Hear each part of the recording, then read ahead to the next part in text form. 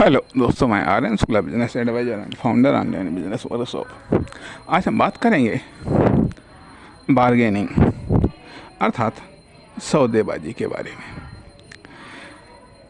यहाँ पर बार्गेनिंग या सौदेबाजी के बारे में जो हम विचार व्यक्त कर रहे हैं, ये हमारे अपने विचार हो सकते हैं, किसी के विचारों से हो सकता है मेल खाए, लेकिन जो हमने अनुभव किया उसके आधार पर हम इस चीज़ को समझने और समझाने का प्रयास करते हैं। साथ ही साथ इसके नफ़ा और नुकसान को हम स्पष्ट करने का प्रयास करते हैं। बार्गेनिंग या सौदेबाजी यह दोनों लेवल पर होती है। बिजनेस टू कस्टमर में भी होती है, बिजनेस टू बिजनेस में भी होती है। बिजनेस टू बिजनेस में भी होती है अर्थात यहाँ पर आप मैन्युफैक्चरर हैं, आपने अपने प्रोडक्ट की हाईएस्ट कीमत रखी है।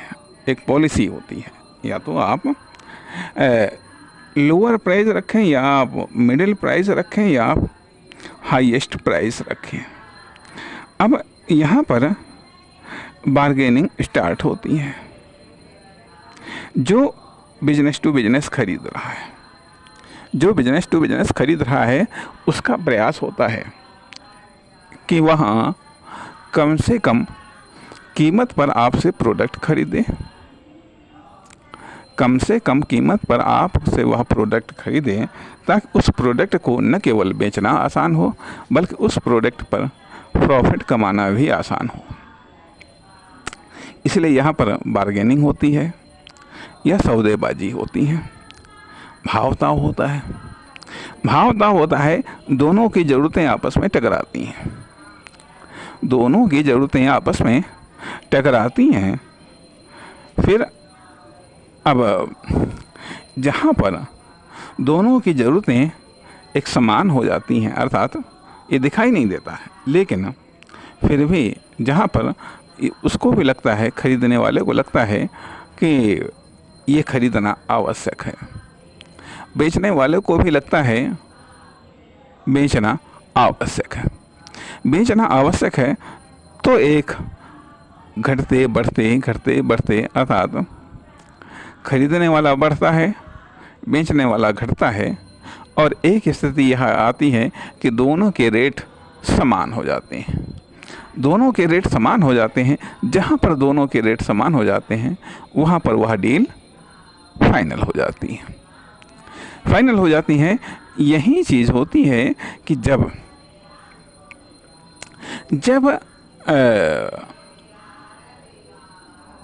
मतलब जो होलसेलर है, या आप कह लीजिएगा जो रिटेलर है, उसके और कस्टमर के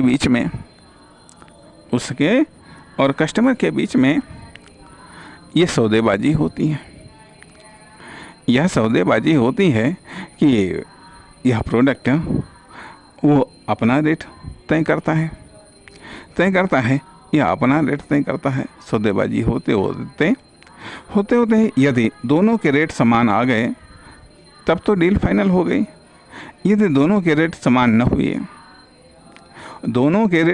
हुए, अर्थात बेचने वाले को लगता है कि खरीदने वाले के रेट कम हैं, इस पर वो लॉस में होगा, या कोई भी कारण हो जिसके कारण इस रेट पर हमको नहीं बेचना है, पर हम उसकी तरफ से, बेचने वाले की तरफ से डील कैंसिल हो जाएगी।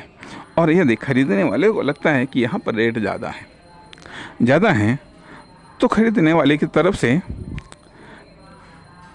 से डील कैंसिल हो जाएगी। इसके लिए कुछ ऐसे हैं दुकानदार या मैन्युफैक्चरर, वो बार्गेनिंग की संभावनाओं को लगभग ना के बराबर कर देते हैं। अर्थात उनका एक रेट फिक्स है, उस रेट पर चाहे लो या ना लो, उस रेट पर चाहे लो या ना लो, इससे उनको कोई फ़र्क नहीं पड़ता है, इससे उनको कोई फ़र्क नहीं पड़ता है। तो अब आपको भी मालूम है कि वहाँ पर वो रेट कम नहीं करेंगे, वहाँ पर वो रेट कम नहीं करेंगे। तो अर्थात नॉन बार्गेनिंग रिटेलर या नॉन बार्गेनिंग होलसेलर या नॉन बार्गेनिंग मैन्युफैक्चरर, जहाँ पर बार्गेनिंग अर्थात जो मैन्युफैक्चरर बार्गेनिंग की संभावनाओं को ख़त्म कर देते हैं, जो मैन्युफैक्चरर बार्गेनिंग की संभावनाओं को ख़त्म कर देते हैं, वह नॉन बार्गेनिंग मैन्युफैक्चरर। जो होलसेलर बार्गेनिंग की संभावनाओं को ख़त्म कर देते हैं, वह नॉन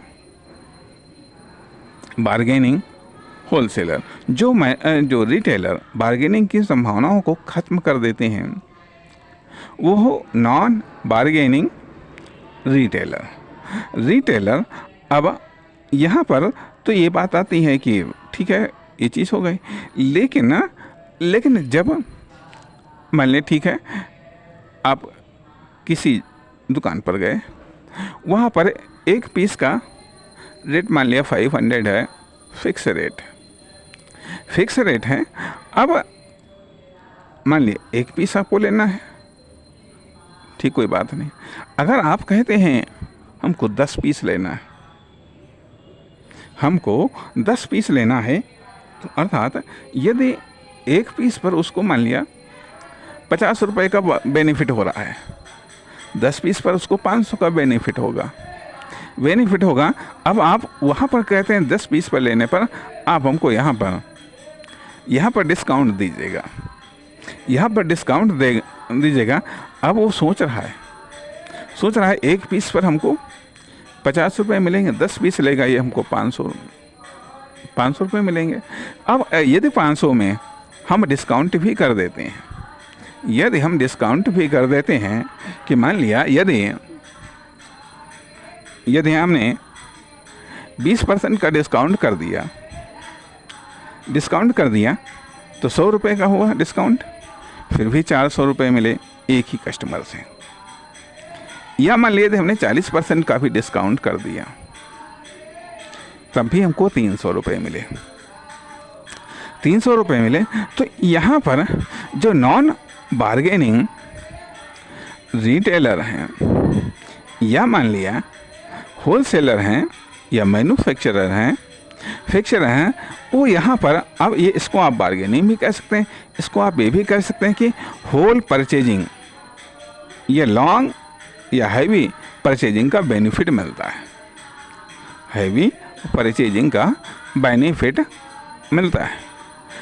स्वाभाविक बात है कि जो पैकिंग जिसमें एक से अधिक पीस होते हैं, स्वाभाविक बात है कि उस पर तो बेनिफिट होता ही है। तो यहाँ पर ये है मान लिया हैवी सेलिंग या बिग सेलिंग का या बिग पैक सेलिंग का ये लाभ मिलता है।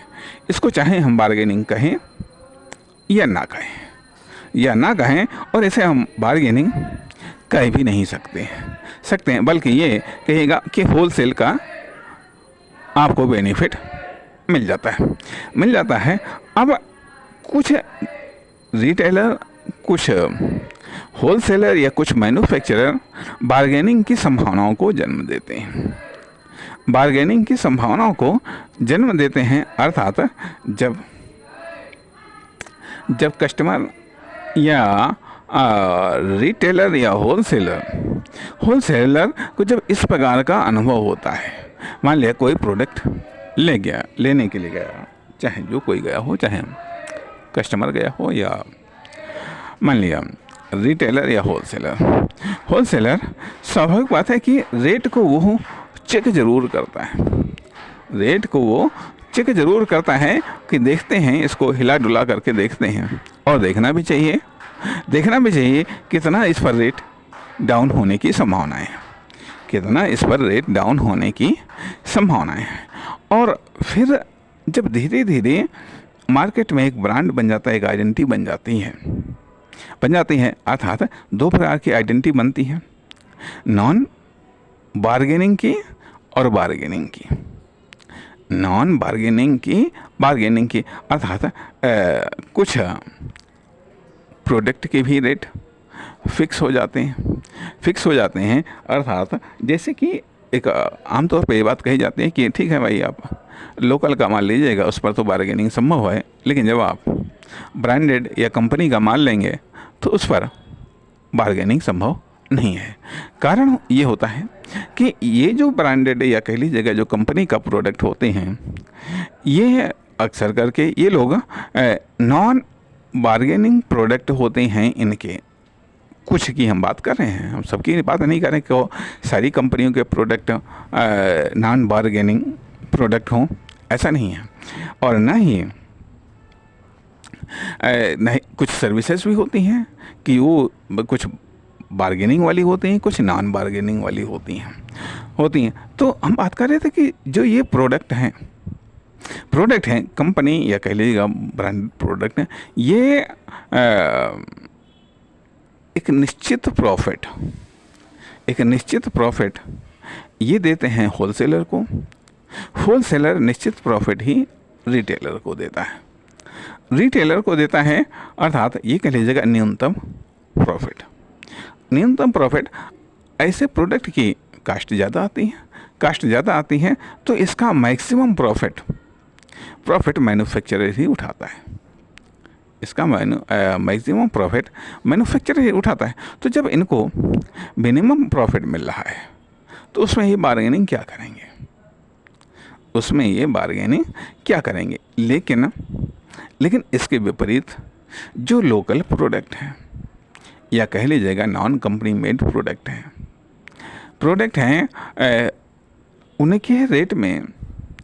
उनके रेट में और ब्रांडेड के रेट में 2 3 4 गुने तक का अंतर होता है।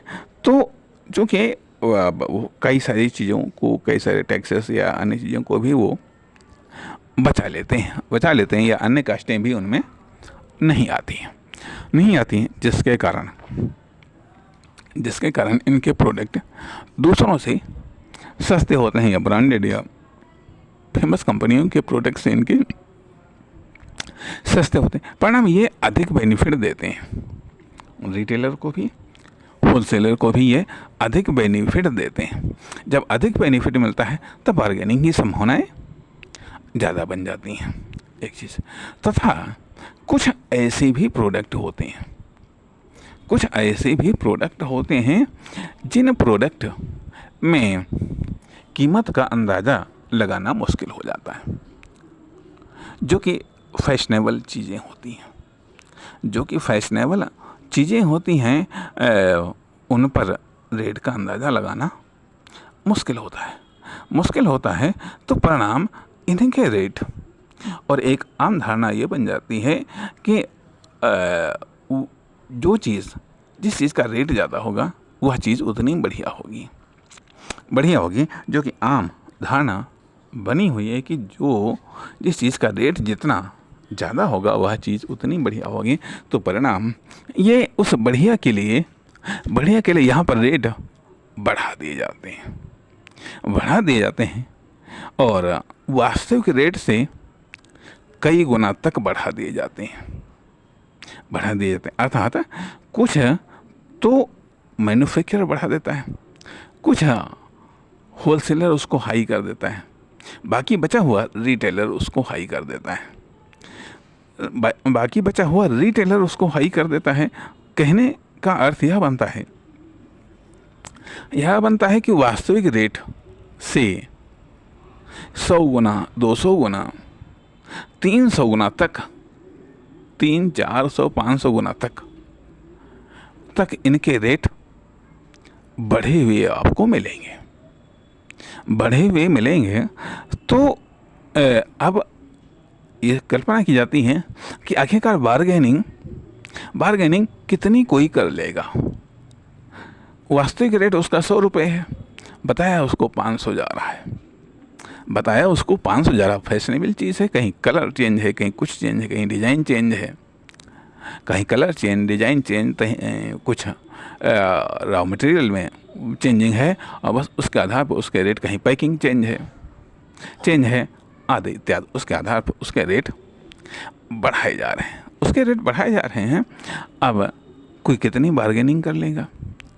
और यदि कमज़ोर कस्टमर है, कमज़ोर रिटेलर है या कमज़ोर होलसेलर है, तो उसको हड़का दिया गया है। जब वो बार्गेनिंग करता है तो बार्गेनिंग के समय उसको हड़का दिया जाता है। हड़काने का अर्थ यह है कि उस पर वहाँ पर अकल बुद्धि चला दी जाती है, ऐसा है, वैसा है, वैसा है। तो कभी कभी वो यदि शर्म खा गया तो कहता है चलो ठीक, हटाओ, ले लेते हैं। लेकिन बाद में उसके लिए समस्या होती है, बाद में उसके लिए समस्या होती है। लेकिन जो कि चाहे कस्टमर हो, चाहे रिटेलर हो या होलसेलर हो, जो इस फील्ड में 2-4 नुकसान झेलने के बाद में जब वो समझदार हो जाता है, तब वो जानता है कि किस दुकान पर, किस रिटेलर पर, किस होलसेलर पर, किस मैन्युफैक्चरर पर कितनी बार्गेनिंग की जा सकती है। ये बार्गेनिंग वाला है, ये नॉन बार्गेनिंग वाला पहचान जाता है। ये प्रोडक्ट बार्गेनिंग वाला है, ये प्रोडक्ट नॉन बार्गेनिंग वाला है। इस पर जो रेट बताए जा रहे हैं, तो उन रेटों को कितना डाउन करके खुद के रेट को शुरुआत करना है, खुद के रेट को शुरुआत करना है। और कभी कभी मैन्युफैक्चरर या होलसेलर या रिटेलर भी जान जाते हैं कि यह कस्टमर बार्गेनिंग वाला है, ये सौदेबाजी करेगा, तो इसको इस हिसाब से बता दो कि हाँ ये इतनी सौदेबाजी ये करेगा, इतनी सौदेबाजी करेगा, इसलिए उस आधार पर रेट बता दो। कहने का अर्थ यह एक सिस्टम चलता है, अर्थात कोई बार्गेनिंग बेस्ड बिजनेस करता है, कोई नॉन बार्गेनिंग बेस्ड बिजनेस करता है, इस समय होता क्या है कि कभी कभी जो कस्टमर होते हैं या कि रिटेलर होते हैं या होलसेलर होते हैं, वो अधिक दिमाग लगाना पसंद नहीं करते हैं। अर्थात वो अधिक दिमाग लगाना पसंद नहीं करते हैं, बल्कि ये कह लीजिएगा उनके पास में दिमाग लगाने के लिए और भी सारे फील्ड होते हैं। तो परिणाम इस बार्गेनिंग पर वो दिमाग लगाना पसंद नहीं करते हैं। परिणाम वो ऐसी जगह है, ऐसे रिटेलर या ऐसे होलसेलर या ऐसे मैन्युफैक्चरर के पास में जाना चाहते हैं जहाँ पर उनको रेट के मामले में एक विश्वास हो, कि मालूम हो कि यहाँ पर हमको एक सुटेबल रेट या न्यूनतम रेट पर हमको बेहतर क्वालिटी या बेहतर क्वांटिटी मिलेगी। यहाँ पर बार्गेनिंग नहीं होती, मर्जी हो लो, मर्जी हो न लो। तथा कुछ तो ऐसे लोग ऐसी चीज़ों को या ऐसे रिटेलर, होलसेलर या मैन्युफैक्चरर को प्राथमिकता देते हैं। इसके विपरीत कुछ कहीं ज़्यादा बुद्धिमान या ज़्यादा टैलेंटेड या इंटेलिजेंट होते हैं, समझते हैं, तो वो जानते हैं कि ऐसी जगहों पर वो जानते हैं कि हो सकता है हम ठग जाएं, हो सकता है हम नुकसान में चले जाएं, तो इसलिए वो ऐसी जगहों पर जाना चाहते हैं, ऐसे रिटेलर या ऐसे होलसेलर या ऐसे मैन्युफैक्चरर जहाँ पर वो बार्गेनिंग कर सकें, जहाँ पर वो सौदेबाजी कर सकें, जहाँ पर वो सौदेबाजी के द्वारा वास्तविक रेट का पता लगा सकें। अर्थात यहाँ पर 2 प्रकार के रेट आए, एक वास्तविक रेट और एक आभासी रेट। प्राइस, वास्तविक प्राइस, और एक आभासी प्राइस। वास्तविक रेट अर्थात रियल प्राइस जो इसका वास्तविक रेट, और आभासी जो कि वो बढ़ा दिया गया रेट, कितना बढ़ा दिया गया है कहना मुश्किल है। तो वो जानने का प्रयास करते हैं कि इसका वास्तविक प्राइस और आभासी प्राइस में कितना डिफरेंस है, उस डिफरेंस को ये कम करना चाहते हैं। ऐसा नहीं है कि ये दुकानदार ये मैन्युफैक्चरर का नुकसान करना चाहते हैं, लेकिन ये अपना भी नुकसान नहीं करना चाहते हैं। ये चाहते हैं कि तुम भी एक न्यूनतम प्रॉफिट कमाओ और हमको भी प्रॉफिट कमाने में किसी प्रकार की दिक्कत ना हो, हमको भी प्रॉफिट कमाने में किसी प्रकार की दिक्कत नहीं हो। आपने भी पैसा लगाया, हम भी पैसा लगाने जा रहे हैं, लेकिन इसका अर्थ ये नहीं है कि हम बेवकूफ़ हैं। 4 पैसे कमाने के लिए आपने कोई प्रोडक्ट बनाया है, या आपने 4 पैसे कमाने के लिए आपने होलसेल पर प्रोडक्ट कोई ख़रीदा है, या आपने होलसेलर से कुछ 4 पैसे कमाने के लिए आपने प्रोडक्ट खरीदा है। तो इसका अर्थ ये बनता है कि आखिरकार हम भी या तो कुछ सेव कर सकें, या मान लिया हम भी तो 4 पैसे कमा सकें। इसलिए हम नहीं चाहते हैं कि हाँ, हमारे लिए 4 पैसे कमाना मुश्किल हो जाए, अर्थात हमको बेचने में दिक्कत हो, इसका रेट इतना अधिक हो। मान लिया कि जैसे वास्तविक रेट मान लिया ठीक है 100 रुपये है, और उसको हमने ख़रीदा 300 रुपये में, हमने 300 रुपये में। अब किसी ने उसको मान लिया 150 रुपये में ख़रीद लिया, अर्थात वास्तविक रेट से केवल 50 रुपये ही ज़्यादा, और हमने ख़रीदा है 200 रुपये ज़्यादा। तो हम 300 के खाले तो नहीं आएंगे, 300 के खाले नहीं आएंगे। लेकिन दूसरा यदि 200 में भी बेच देगा तब भी उसको 50 रुपये का प्रॉफिट हो जाएगा। तो और हम बेचेंगे उसको 350 में, तब हमको 50 रुपये का प्रॉफिट होगा। तो कस्टमर यदि हमारे पास से कहीं ले गया, मान लिया एक पीस हमने बेच भी दिया, लेकिन जब उसको पता चलता है कि अरे यही चीज़ उनके यहाँ 350 की, यही चीज़ उसके यहाँ 200 की, तो परिणाम क्या होगा कि वह हमारे पास में दोबारा तो आएगा नहीं, दूसरों को भी अलर्ट कर देगा, बिजनेस अलर्ट कर देगा कि उसके पास में मत जाना, वो बहुत लूटता है, उसके पास में जाना, वहाँ पर आपको कम प्रॉफिट में चीज़ अच्छी मिल जाएगी। जैसे कि मान लिया हमने 2-4 मार्केट को ट्राई किया, एक ही शहर की 2-4 अलग अलग मार्केट को हमने ट्राई किया। उन मार्केट में पाया गया कि उन 2-4 मार्केट में कुछ मार्केट ज़्यादा महंगी लगी, कुछ मार्केट तुलनात्मक रूप से सस्ती पाई गई। अर्थात वहाँ पर देखा गया है कि जो रेट है, वास्तविक रेट से आभासी रेट ज़्यादा अंतर है, और ज़्यादा अंतर में फिर बार्गेनिंग कितनी करी जा सकती है वो उसके नीचे जब आते नहीं हैं, डील फाइनल नहीं हो पाती है, तो परिणाम कुछ ऐसी मार्केट मिली जहाँ पर आभासी रेट कम पाए गए, उस पर बार्गेनिंग करके एक अच्छी डील संभव हो पाती है। तो कहने का अर्थ यह बनता है कि ये जो पॉलिसीज़ है बार्गेनिंग वाली और नॉन बार्गेनिंग वाली, अब देखिएगा यहाँ पर एक और भी कुछ चीज़ों के बारे में हम नाम ले रहे हैं। जैसे कि मान लिया क्लॉथ इंडस्ट्री, कपड़ा इंडस्ट्री, चाहे वह रेडीमेड इंडस्ट्री हो, चाहे वह मान लिया थान वाली इंडस्ट्री हो, इसमें बार्गेनिंग होती है। रेडीमेड में बहुत तगड़ी बार्गेनिंग होती है, ठीक। इसके अलावा मेडिकल इंडस्ट्री में बार्गेनिंग कोई करता नहीं है।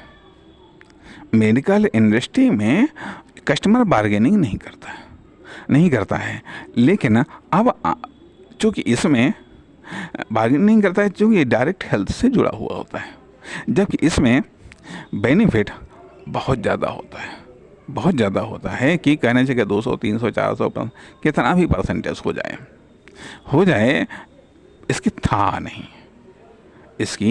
था नहीं। तो यहाँ पर यदि आप रिटेलर हैं या आप होलसेलर हैं तो काफ़ी संभावनाएं हैं। अब साथ ही साथ भाई मेडिकल इंडस्ट्री में 2-4-5 रुपए की टेबलेट से लेकर के करोड़ों के इंजेक्शन्स आते हैं या करोड़ों की टेबलेट्स आती हैं आदि इत्यादि। तो अब सवाल इस बात पर था किस में बार्गेनिंग करनी है, किस में बार्गेनिंग नहीं करनी है। इसके लिए ज़रूरी होता है कि हमें इंडस्ट्री की समझ होनी चाहिए, अर्थात कहाँ पर नॉन बार्गेनिंग है, कहाँ पर। अच्छा, इसके अलावा इलेक्ट्रॉनिक इंडस्ट्री है, इसमें कुछ ब्रांड हैं, कुछ कंपनियां हैं जो इनका अपना फिक्स एक डिस्काउंट रेट है कि हमको रिटेलर को कितना देना है, होलसेलर को कितना देना है, तथा कस्टमर को कितना देना है। ये समय समय पर ऑफर या डिस्काउंट भी जारी करते रहते हैं, तथा इसमें कुछ नॉन ब्रांडेड भी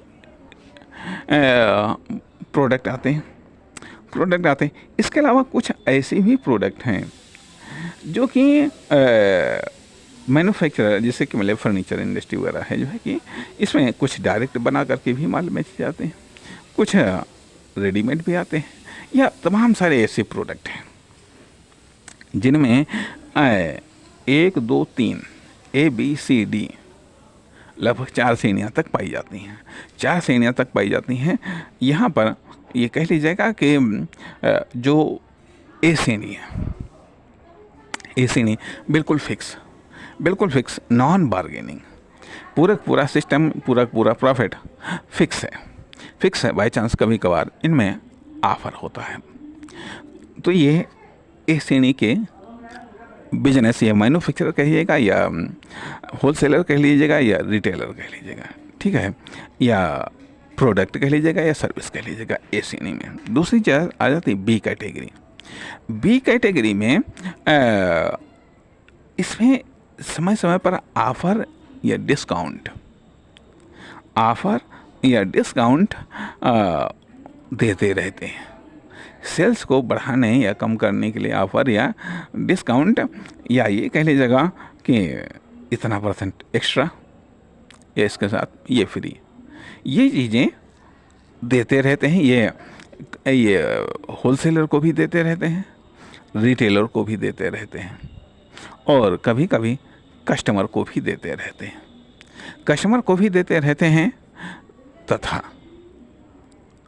तथा इसके अब जो सी श्रेणी में बार्गेनिंग की शुरुआत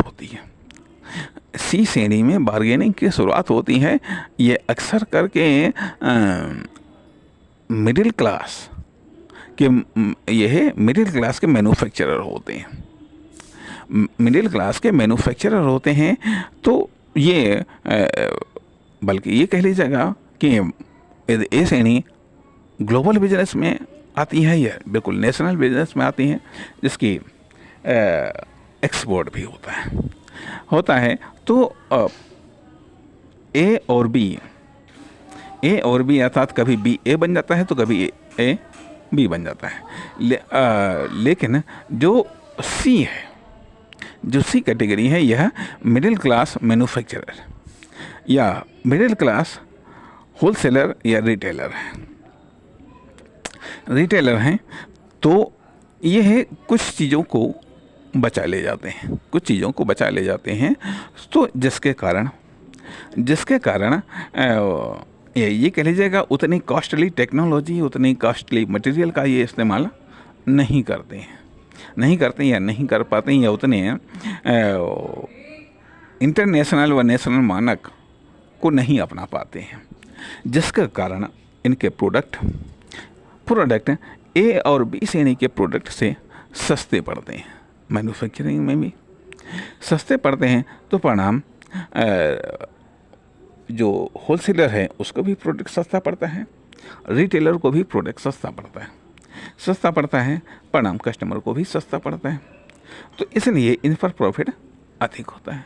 इन पर प्रॉफिट अधिक होता है। कारण रेट के मामले में कंपटीशन इनका ए और बी श्रेणी के प्रोडक्ट से होता है। इसके बाद में सी श्रेणी, मतलब डी श्रेणी है। डी श्रेणी बिल्कुल लोअर में होता है, लोअर में होता है, बल्कि ये कह लिया जाएगा ये कुछ कुछ क्राइम में भी आता है, कुछ कुछ क्राइम में भी आता है। अर्थात ये डुप्लीकेट कह लीजिएगा, डुप्लीकेट प्रोडक्ट बनाना, नकल करके प्रोडक्ट बनाना, कॉपी करके प्रोडक्ट बनाना, कॉपी करके प्रोडक्ट बनाना।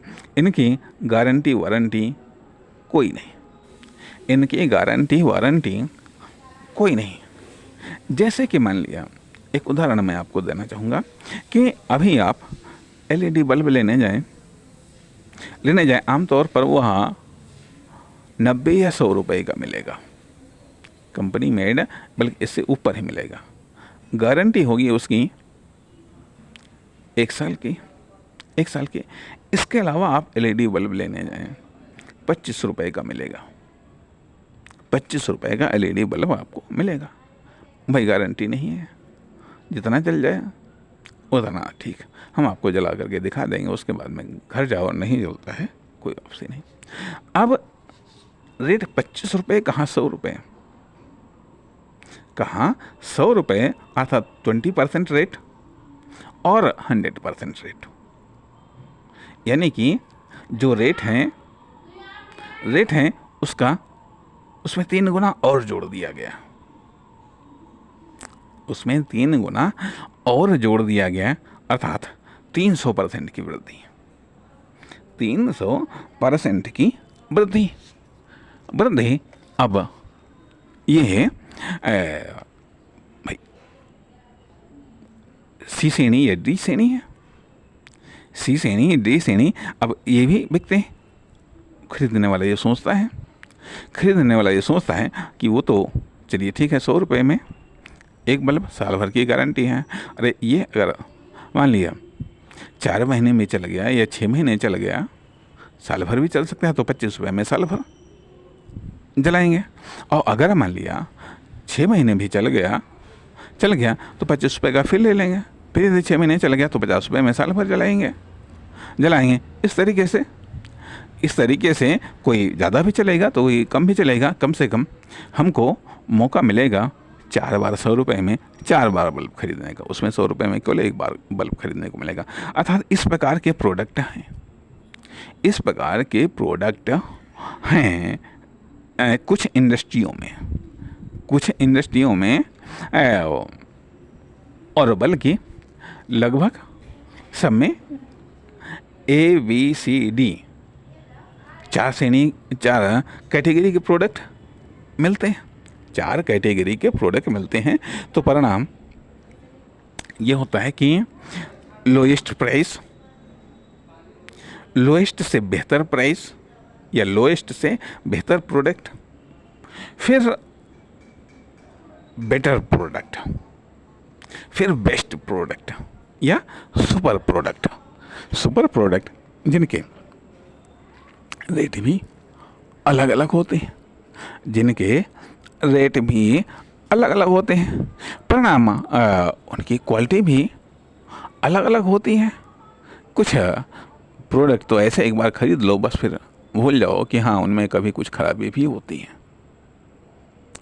पीढ़ियाँ पार कर देती हैं, जिंदगी पार कर देती हैं।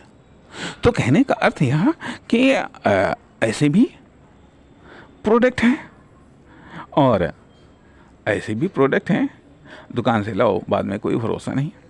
तो अर्थात मतलब ये कहिएगा ABCD कि मैन्युफैक्चरर मिलेंगे, होलसेलर मिलेंगे, रिटेलर मिलेंगे, कस्टमर भी मिलेंगे। ABCD कैटेगरी के प्रोडक्ट भी मिलेंगे, ABCD के प्राइस भी मिलेंगे, ABCD की क्वालिटी भी मिलेगी, ABCD कैटेगरी की क्वांटिटी भी मिलेंगे। इसलिए वहीं ABCD की बार्गेनिंग भी मिलेगी। ए पर कोई बार्गेनिंग नहीं है, बी पर बार्गेनिंग की हल्की फुल्की संभावनाएं हो सकती हैं जब आप थोड़ा सा माल ज़्यादा खरीदें तो। सी से बार्गेनिंग शुरू होती है, डी पर खूब बार्गेनिंग होती है। तो अब सवाल इस बात का उठता है कि मतलब आपको ज़रूरत इस बात की है कितनी इंडस्ट्री की समझ है, कितनी मैन्युफैक्चरर या होलसेलर या रिटेलर या कस्टमर की समझ है, कितनी प्राइस की समझ है, कितनी क्वालिटी की समझ है, कितनी क्वांटिटी की समझ है, कितनी कॉमर्शियल मौसम की समझ है, कितनी मार्केट की समझ है, कितनी सोसाइटी की समझ है। ये तो मान लिया कस्टमर डी श्रेणी का है, गरीब कस्टमर है वो, जो कि पहले 10 रुपये से ही काम चला था, 10 रुपये के बल्ब से ही काम चलाता था। अब ठीक है, चलो कोई बात नहीं, बेहतर लाइट के लिए चलो 25 रुपये का बल्ब आप दे सकते हैं, किसी न किसी तरीके से उसने खरीद लिया जा करके। अब कहो मान लिया 100 रुपये का बल्ब इकट्ठे ही उसकी समझ से परे है। अर्थात ऐसे प्रयास या मान लिया कंपनियों के प्रयास या ऐसी कंपनियां फेल हो गई जिन्होंने उस एरिया के सोसाइटी की या उस एरिया की सोसाइटी में रहने वाले लोगों की परचेजिंग पावर को या उनके इंटरेस्ट को, उनकी रुचि को या उनकी प्राथमिकताओं को बिना समझे अपने मतलब रिटेलर स्टोर या अपने प्रोडक्ट लॉन्च कर दिए। स्वाभाविक बात है कि जहाँ पर हाई प्रोफाइल सोसाइटी में सस्ते प्रोडक्ट नहीं बिकेंगे और लो लेवल सोसाइटी में हाई प्राइस्ड वाले प्रोडक्ट नहीं बिकेंगे। अर्थात कहने का अर्थ यह बनता है कि यदि आप एक साधारण से शहर में 5 स्टार होटल खोल दें, कस्टमर मिलना बहुत मुश्किल है। और यदि आप किसी भारी शहर में, महानगरों में जहाँ पर करोड़पति या अरबपति होना आम बात है, वहाँ पर आप साधारण सा होटल खोलें, आपको कस्टमर नहीं मिलेंगे। तो कहने का अर्थ यह कि ये सब चीज़ें ज़रूरी हो जाती हैं कि जब हम बार्गेनिंग की बात करते हैं तो इन सब चीज़ों को भी समझना ज़रूरी हो जाता है। नमस्कार, धन्यवाद।